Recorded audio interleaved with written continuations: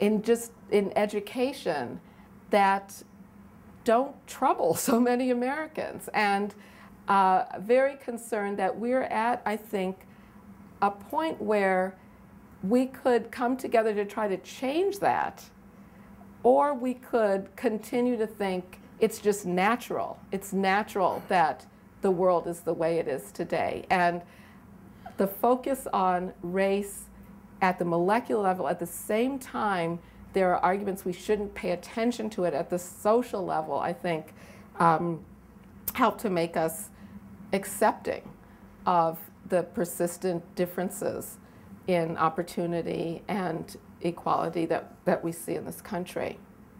I just want to have a couple more slides. I want to say that one positive thing I'm seeing from these developments is a new set of alliances among groups that didn't see their common interests so clearly before, that now are coming together to contest some of the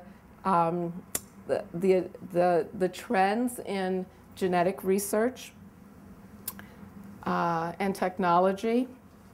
And I will close with a quote from Linda Clayton, who is a professor at Harvard Medical School, who wrote, co-authored with her husband, a great book on the history, medical history of African Americans in the United States. And she said at a meeting I was at, there's only one race, it's the human race, and we must fight for our equal place.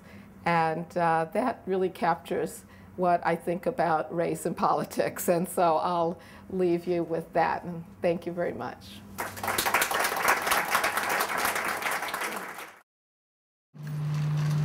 Now, I have two concerns which I'll try to frame in the form of questions. Has any of the genetic researchers who have claimed to identify racial characteristics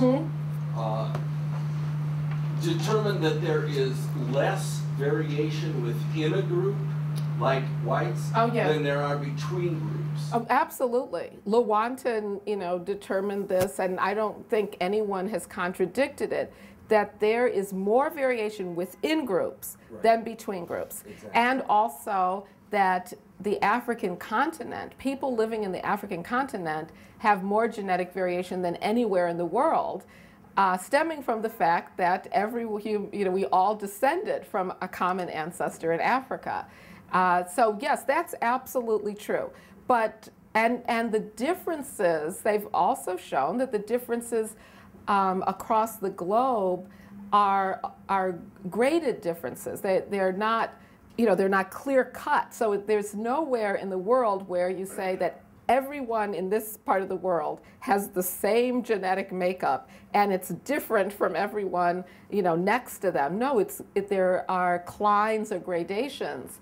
And then there are also places where, because of similar environments in different parts of the world, you see similarities. So very dark-skinned people, Aborigines in Australia, or people from the Indian subcontinent who are very dark-skinned, similar, maybe even darker skinned than some people on the African continent. So yeah, all of that is absolutely true, but does not stop people from trying to find these groupings that they call race. Just in that context, before I ask my second question, I've read recently that they have determined that the variation between individuals is substantially greater than 0.1%. Yes.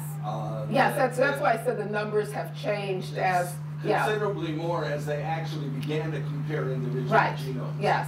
Yes. The second question I had has to do with privacy, which has been my long-term concern.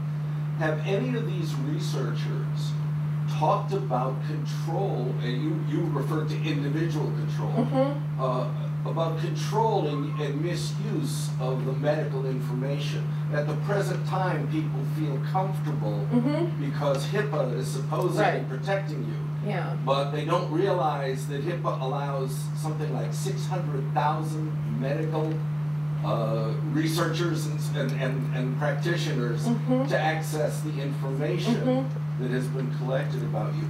Has this been part of the discussion? The control and the my sense, just in interviews I've had with medical researchers, is that they think the concern about privacy is overblown. And so they, and again, this is anecdotal, but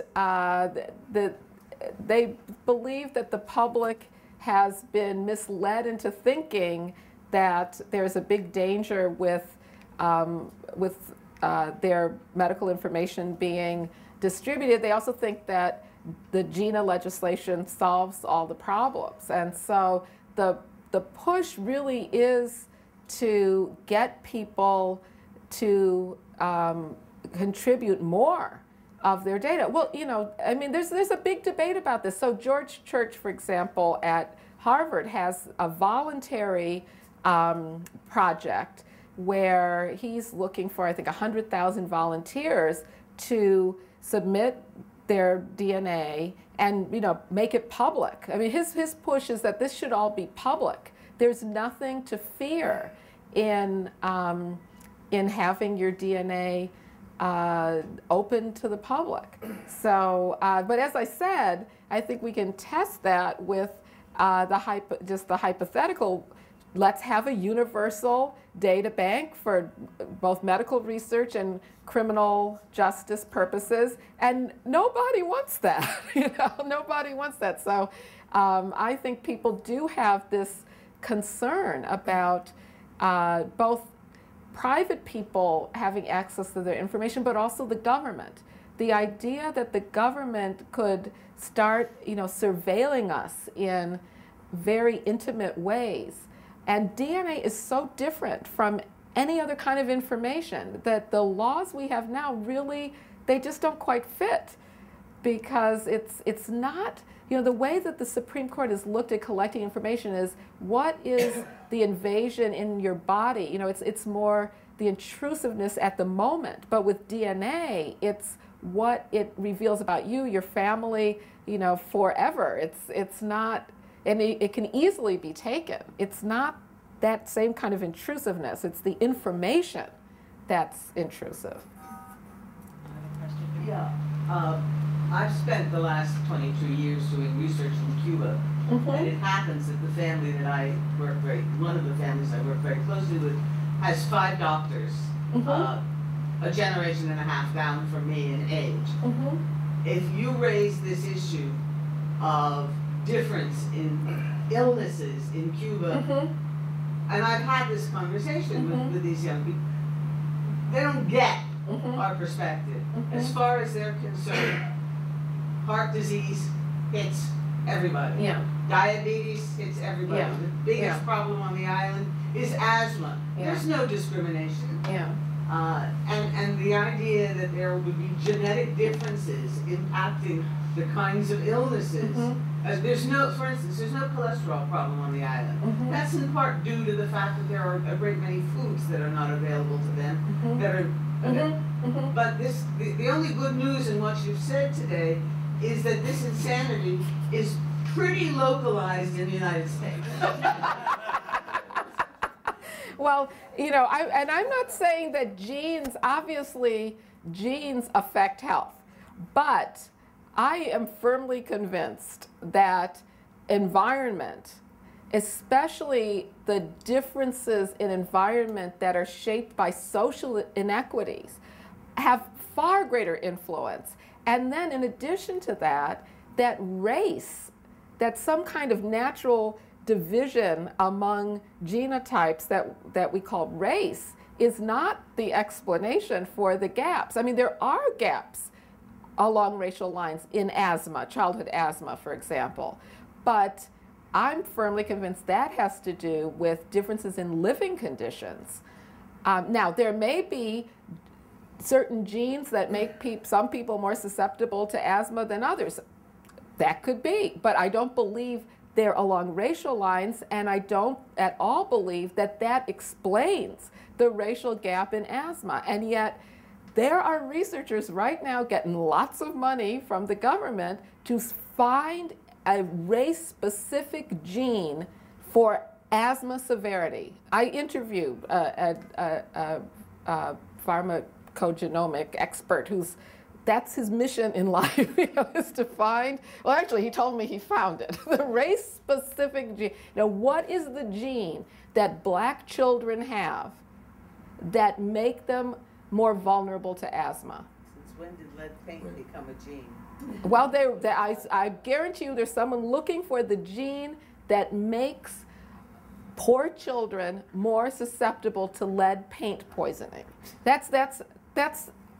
I'm telling you, that is the approach. There is lots of money going into looking for that explanation.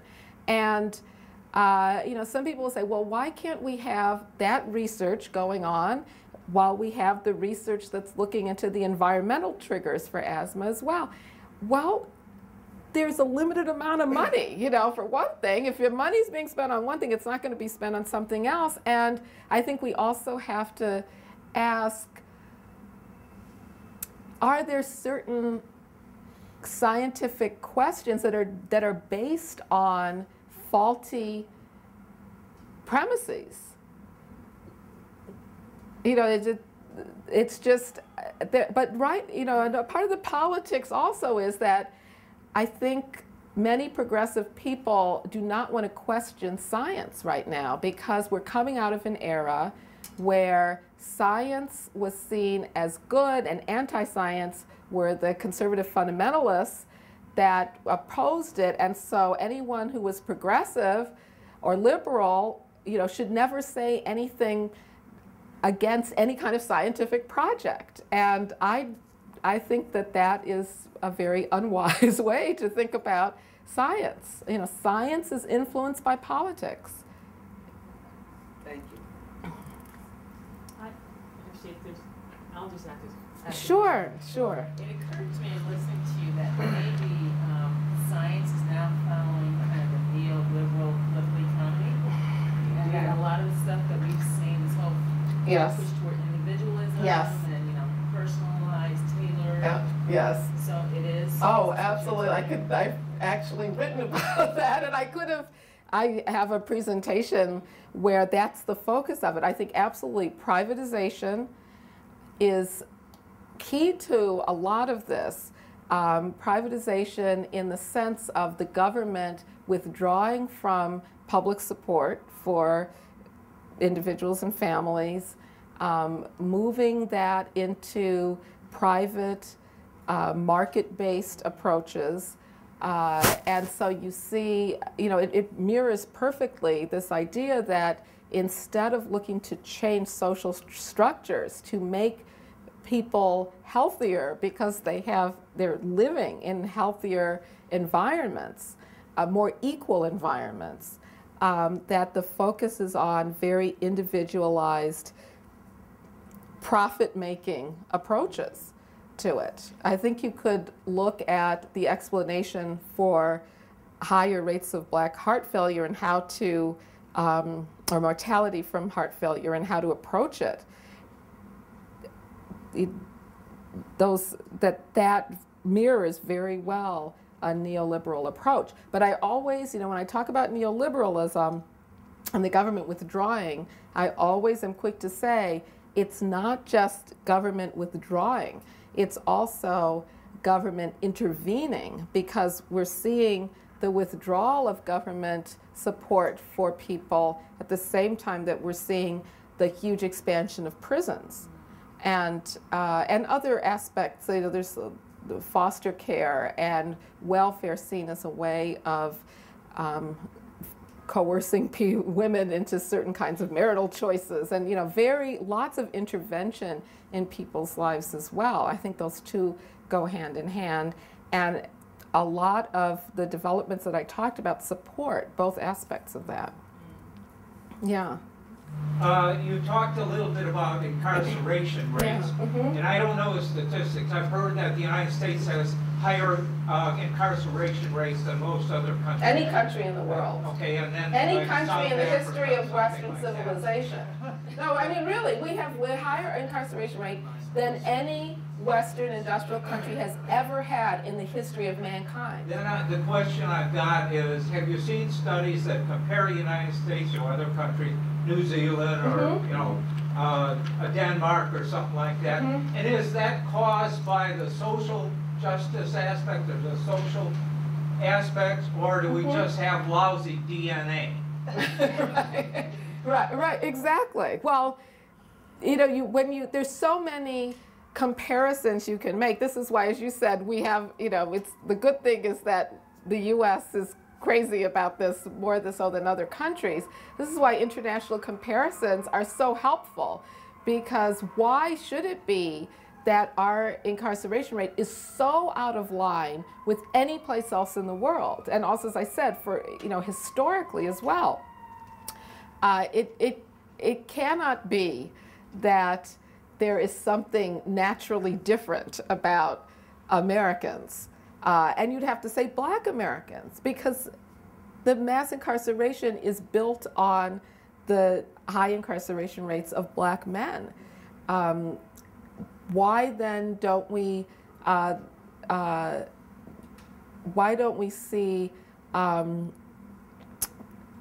huge amounts of crime, for example, that that mirror those incarceration rates? The rates have gone up more than rates of crime, for example. Or in the case of health disparities, if you look at cardiovascular disease in Nigeria, it's lower among Black Nigerians than white Americans. Okay, so how can it be genetic if that's the reason? I mean, there are just so many comparisons you can make, I think, that are very powerful in showing that there must be some social, political force that is creating this mixture of poor health, incarceration, low graduation rates, other kinds of poor performance in schools. I think there's so much evidence of that, and many people think that as well. I think there is, and I don't want to, you know, I know I've been criticized for making it sound either or. I'm not saying that everything is about environment, biology doesn't matter. It does matter, but when we're thinking about what is the most effective way to improve health outcomes in this country, to make our society a more equal and just society, is the most effective way to focus on genetics, or is it to focus on changing social institutions? And for me, the evidence is that it's the latter. It's the social conditions that create these inequities. It's political decisions that create it. There's Professor Nancy Krieger at Harvard School of Public Health who has this great study, and I've seen it replicated in other studies as well, that tracks the gaps in infant mortality between Blacks and whites, which have persisted forever in the United States, but shows that gaps have decreased at times where there have been more equitable social programs in this country. And so you can see a link between political choices about the kinds of policies we're going to have and the effects on health. The evidence, did you all see Unnatural Causes, that special? I mean, it was just so powerful, and you watched it and you say, okay, there's the evidence, what more do you need? And this is again why I say I think the evidence is there, and there is a battle going on. Are we going to take that evidence and say, okay, if we want a healthier country, we have to do something about these social inequities in this country? Or are we going to go another path where we continue to ignore them and come up with reasons why it's okay to ignore them? And I really fear that this trend in science to look for genetic explanations for racial difference is going to be a way to say, you know, we can ignore all that because the real reason is these natural differences in people. Thank you. Yeah, sure. I very much appreciate you being here today. Thank you. Thank you. You know, my reaction to what you're saying is this. In a culture like our own, where capitalism seems to run amok, there's far more motivation to look for the origin of problems at the molecular level because it's far more lucrative. Yes, And that's a big part. you can find treatments that That's will so make true. people a lot of money. Yes. Placing the origin of the problems in community and Yeah. in social context isn't going to make people That's a lot so of true. money. Yeah. And you know, we see similar issues in the field of clinical psychology, where people don't want to look preventatively Yes, at problems. right. They want to look at a sort of ameliorative perspective. What can we treat Yes. rather than what Yes. can we prevent? Yes. So I think there's a similar theme So true. running through what you're talking about. It's so true. I mean, that's, you know, I also have worked before I started on this project in the child welfare field and looking at foster care and especially the high rates of placement in foster care of Black children in this country. And you always come against the multi-billion-dollar industry that's already been created around foster care. And there's, I think, such good evidence of, you know, wouldn't it be better to prevent child maltreatment? Even if you don't believe, you believe everything's fair and equal. Okay, well, let's prevent child maltreatment then. But know that the money is in coming in after abuse and neglect has taken place with a very expensive remedy of foster care. It just, so many places you can look at that, and certainly it's the same case. I didn't, you know, I've said maybe my book should just be about the commercial aspects of this, because I keep coming across that as well. Bidil, you can explain why Bidil was patented and marketed purely from a commercial perspective. You know, it started out as a raceless drug, and it was only when the scientist who created it had to extend the patent. It was originally patented as a raceless drug, needed to come up with capital to produce it, you know, manufacture it, and extend the patent, that all of a sudden it became a race-based drug, you know, race-specific.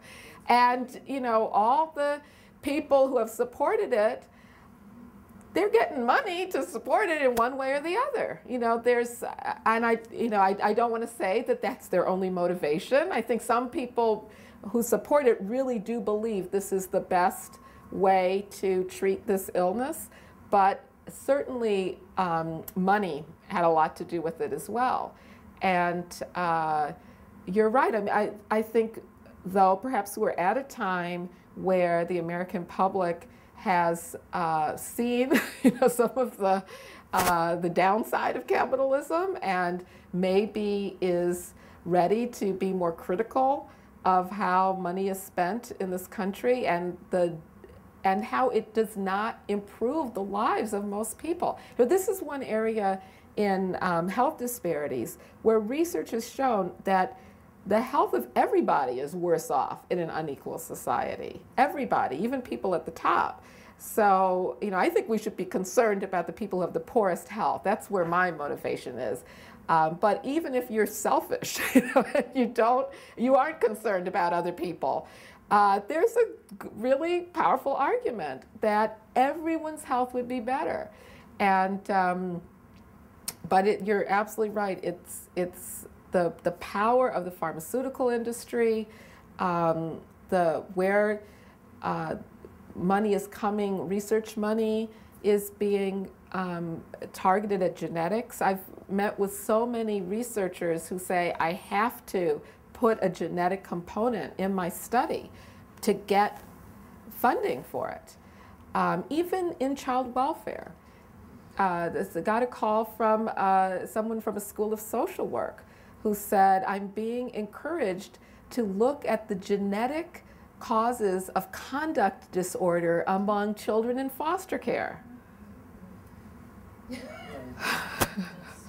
Yeah, I can't help myself. I'm just really happy that you're here today, and this has just been a really invigorating conversation. I'm thrilled we have it on video, so more of our community can benefit from our discussion. But I just wanted to bring in kind of the trauma lens, because I think that is another piece that, especially with regards to youth, you know, in foster care with people in the prison population, there is a lot of trauma from the community, from child abuse, and that's just another, I think, contributing factor, and it's another thing that gets left out of the conversation, even for psychologists. You know, we are much more apt to diagnose with something that can be medicated. Right. You know, trauma, there is not a pill for trauma. You know, there's, you know, some, but it's not as cut and dry as, you know, some of the other, you know, ADHD or, you know, these other disorders. And so I just wanted to bring that into the conversation. And certainly the trauma that many children experience, this was sort of what I think the study that The Economist was writing about, the effect of stress that many poor children experience on their bodies. You see, I think that's real. But to me, the solution isn't just to say, oh, that means we'll always have poor people, so we just should live with that. Or to say, let's find a pill to treat it. It's to get at why are they experiencing this trauma? How can we change our society so fewer people experience it or eliminate it altogether? And to me, that is fascinating research. I mean, the research that looks into the effects of, for example, racism, just living in a society where you know you are not treated as a full, equal human being. That's a trauma too. And what effect does that have on our bodies? Might that be an explanation for higher, you know, infant mortality rates and higher rates of cardiovascular disease? Well, isn't that worthy research? Just, you know, why isn't that funded as much as the research looking into the genetics?